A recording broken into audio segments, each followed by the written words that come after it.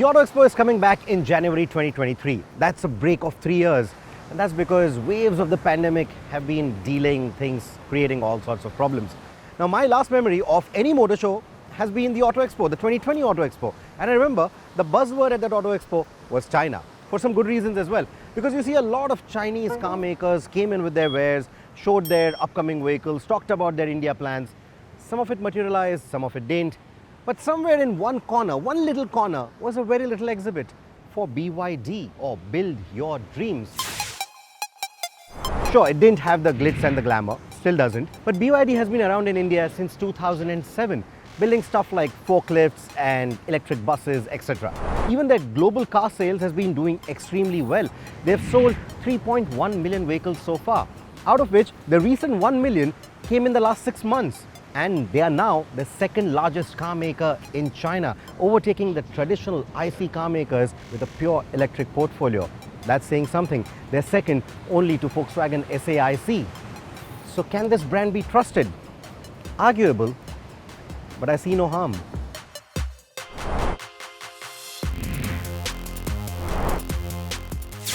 Add to it the fact that BYD makes almost everything on the car, right from the large platform that underpins it to the smallest of semiconductors, all the screens inside the car, the body shell, etc. In fact, from the numbers that they've disclosed to us, they even own 16% of all the lithium mines around the world. So they technically control the supply and the cost of the raw material that goes inside those batteries. And those batteries, that is the big deal. That is something that has caught the attention of other car makers as well, including Tesla and Toyota. It's called the Blade battery pack. You see, unlike a regular LFP battery pack, where you have the cells that are put into a rectangular structure or a rectangular module, much like a brick, and then all these modules or bricks are sort of assembled together to make the battery pack, the Blade pack essentially uses cells that are stacked into, say, slim steel boxes that are about that tall and almost as wide as the width of the car. And then all these plates are sort of stacked together into the floor to make that Blade battery pack. So this essentially eliminates the need of modules, which in turn means lesser material use, some weight saved, and it's also safer. Now, if you were to research about these batteries, you would often hear the term nail test. What that essentially means is, if a long nail were to be punctured through an LFP battery module, it would release a lot of hot gases and eventually turn into a fire. The battery fires that we all have been hearing about, talking about, etc. Now, what happens with the Blade arrangement is that these cells, if you were to pierce a nail through that, because these cells run cooler, because this arrangement is like, say, a heat sink, the heat dissipation is much quicker, much faster, much better. Also, these cells have a higher starting temperature for an exothermic reaction. Also, they don't release oxygen, so a thermal runaway is literally not possible. So what that means is, the bottom line is that the chances of a battery fire happening with this kind of a setup are next to nil. And that is exactly why this battery pack is such a big deal. It also saves weight, and since the design creates a sort of a ladder structure, it gives the chassis better rigidity too.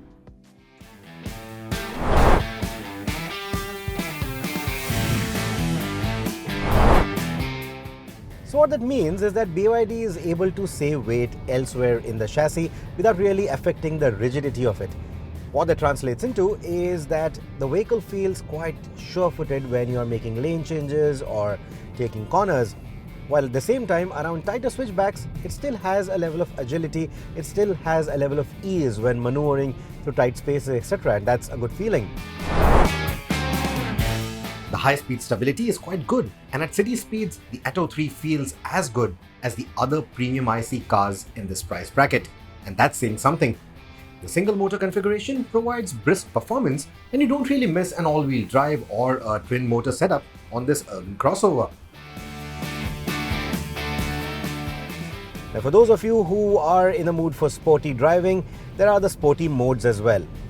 I use the word modes because, well, you have multiple. So, for example, the mode switch here on the center console will only make changes to the way the powertrain behaves. So you have Eco, which is sort of a dull response as you would expect. Then you have the normal, which is ideally suited for city and highway runs. and then you have the sport mode, which makes it a lot more eager. But this will only make changes to the powertrain response. But if you want the steering to way up, there is a comfort and a sport mode to choose from on the screen. Similarly, if you want the brakes to be a bit more bitey, again there's a comfort and a sport mode for the brake as well, and that alters the brake pedal feel. Now, usually with electric cars, you get paddle shifters behind the wheel which let you alter different levels of regen, and usually there are at least 3 levels of regen that you can play with or choose from. Here, however, you have one switch on the tunnel console, and that will only let you cycle between 2 modes, standard and high. Now, standard is as natural as it can get, but it still doesn't give you a strong enough regen, especially for the kind of speeds that an electric car can deceptively get onto. So you are still resorting a lot more to the brake pedal every now and then. And on the high, well, it's a bit too jerky. Whether you're driving in the city or on the highway, that high regenerative braking is a bit too jerky. It's a bit too strong for my liking. So I think they should have done an in-between there. So I think I would have still liked to see 3 modes, maybe a normal, a medium and a high instead of a standard and a high. But yeah, just 2 modes are not working for me. I want that in between here.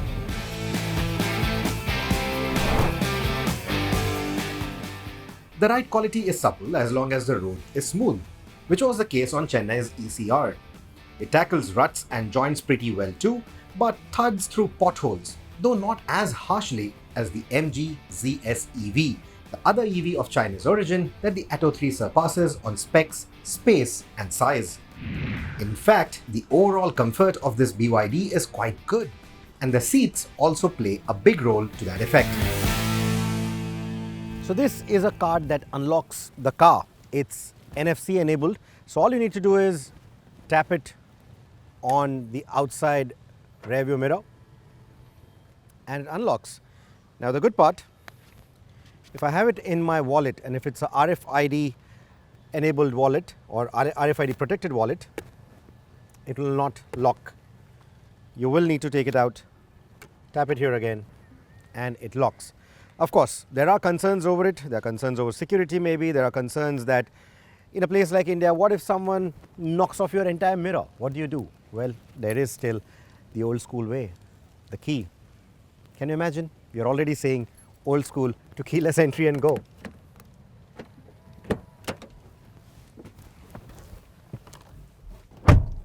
So the door closes with a reassuring thud. That's a good thing. It also feels nice and heavy, nicely built. In fact, everything inside this cabin feels very well put together. There's a nice tactile feel to the switches. All the materials feel nice. The stitching feels good. The shut lines are actually quite nice as well. Now, if you look at the design, of course, that's the first thing you're going to notice when you get inside this cabin. It just doesn't mimic whatever you see on the outside. It's not conventional. It doesn't have the conventional lines. It isn't boring either. It has a nice, happy, young vibe to it, and I quite like it. I'll not necessarily call it sporty. Now, BYD say that the cabin has been inspired by gyms and by muscles, etc. Maybe that's the reason why all this rib defect that you see here, it sort of looks like a skeletal muscle diagram. That's what it looks like to me. Let me know what your thoughts are. Also, that roundish theme is in there. There's a bit of music inspiration as well. If you especially look at the doors, you have the round speaker and then 3 strings flowing from it. Looks like they're trying to make something like a guitar there in terms of the shapes. And also these AC vents that you see right here, well, they are inspired by dumbbells is what BYD says. Whatever the inspirations are, cancel. What kind of place are you looking for? Cancel. So she keeps interrupting every now and then because the magic word is build your dreams, right? So you can ask her to roll down the windows, open the sunroof, but what she cannot do is start recording the dash cam automatically. So yes, there is a dash cam and you can record it, but it's all manual. You have to go into the settings and you have to start recording stuff manually.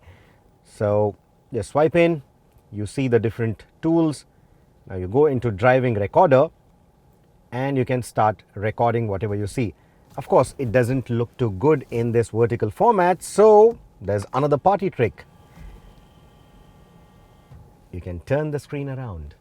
So the dash cam can be recorded. It has a 64 GB internal memory. You will have to manually delete the files or recover them, whatever you need. So there is no SD card at the moment. There is an SD card slot.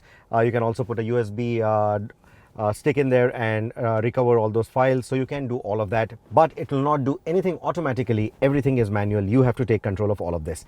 Now, as far as the screen goes, if you leave it in its vertical orientation, it doesn't really obstruct vision. In fact, the upper edge of the screen is exactly in line with the rim of the lower rim of the windscreen. So it doesn't obstruct your vision in any way. But what does obstruct your vision a little bit are the big headrests that you see at the back, especially when looking through the rear view mirror. The aperture for the rear view is a bit small, but that's me nitpicking.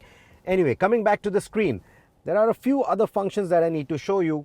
Continuing with the cameras, so when you go into vehicle image, you have a 3D view and it's pretty detailed. In fact, if I were to turn blinkers on right now, even that shows, so it's quite detailed and it's pretty quick. What I also like is the underbody camera. So here with this view, you can get an underbody camera. You can see the car going transparent.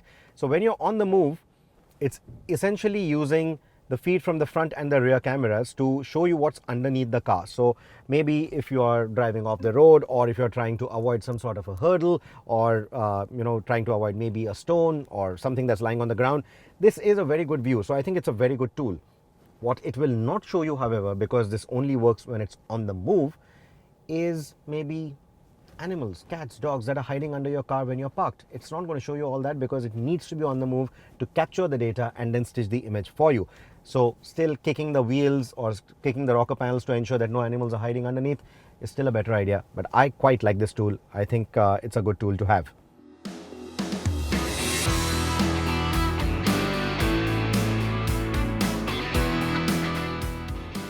There's another feature I want to draw your attention to, because electric vehicles are so spookishly quiet. There's one more feature in here. I don't know why it's listed under ambient lighting, but you can also see a music rhythm. So when I'm on the move,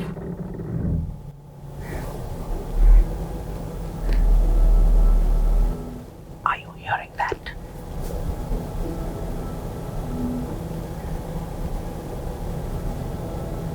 In fact, it lets you choose from 4 different themes: sea of stars, tropical, colorful, etc. when you're on the move and you want that relaxing sound. And you can only hear it at slower speeds. As the speeds rise, it automatically fades out. Let me know what you think about it. I quite like these locks that they've used. That's in the front and in the rear. That reassurance HUD is at the back as well. Now, in terms of the visibility here, because the seat is so tall, you don't really get a very good visibility in the front, but you do get a lot of light filling into the cabin thanks to the large glass house, the big panoramic roof, which extends all the way to the back. So in terms of the roomy feeling, not a problem at all. I quite like the seats as well. The bolstering of the front seats is quite good. The seating comfort is quite good. And because they sit a little tall, the foot space at the back is actually quite nice. Also, the seat is set to my driving preference. And just look at the kind of knee room that I have. It's huge. The headroom is actually quite good too. Even someone who is 6 foot tall will not have a problem at all. As for the seat upholstery, you can see there's a big pocket here for maybe magazines. I hope you're still reading those. And then you have these 2 small pockets for your phone or maybe your phablet if you're still using one. As far as the seating comfort for the rear seat goes, I think the bolstering or the seat squabs could have been better. The underthigh support could have been better, especially since you can nicely stretch out your legs. But the overall cushioning, the bolstering is much better for the seat back. It holds you nicely in place. It feels quite comfortable. And I also like the size of the headrests. So it's quite a relaxing place back here. In fact, we've driven for almost 100 kilometers today. Part of it was in the rear seat as well. And I actually like the overall comfort. Even the suspension comfort in the rear feels quite nice, especially on the smooth highways that we've been driving on right now.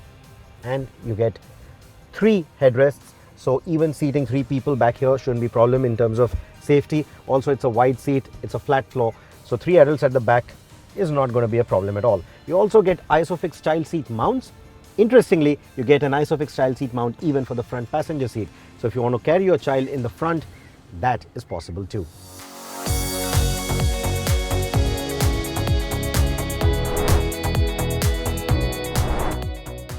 cabin is secured by 7 airbags, and the list of safety features is quite exhaustive too. The Atto 3 also has a 5-star Euro NCAP rating for a car that is spec'd similar to ours, which means we get the ADAS safety functions too. That's an exhaustive list of ADAS features, though they don't feel as well-tuned as the XCV700 or the Hyundai Tucson. Like for example, whenever I'm in the right lane to overtake, or if I am forced to be in the right lane here on the ECR, despite the clear lane markings, it's wanting to stay a little too close to the divider. It's not really staying in the center of the lane. So it's not very fine-tuned, and when the lane markings are not very clear, it does get confused quite often. Also, the lane keep assistance that it has, where it pulls you back into the lane, it's a bit too violent for my liking. It ought to have been a little smoother. So that is something that I would like to be altered, to be made smoother. You also get a blind spot assistance. So now there is, of course, that LED in the wing mirror to tell you where it blinks and tells you that there is something in your blind spot. But apart from that, there is a whole list of features in the blind spot. So for example, there is a door open warning, right? So when you're opening the door, if there is something in your blind spot, it will immediately tell you that you might want to just wait and see what's in your blind spot. Similarly, there's a rear collision warning as well. There is a rear traffic crossing alert as well, and all of this is sort of a part of the blind spot assistance suite, and all of it works quite well.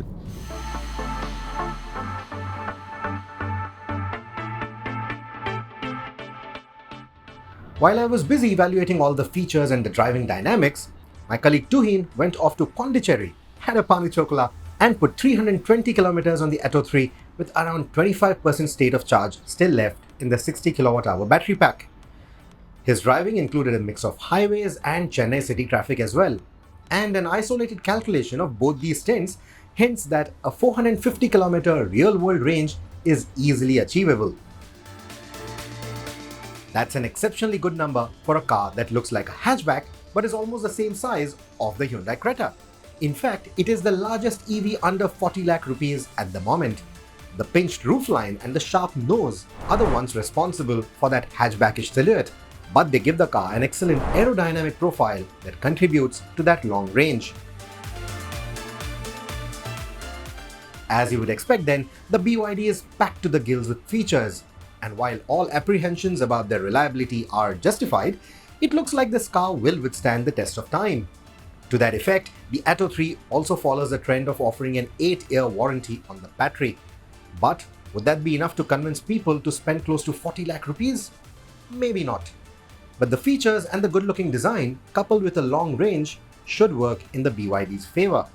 And the 1500 pre-orders that they've had at launch makes for a good start.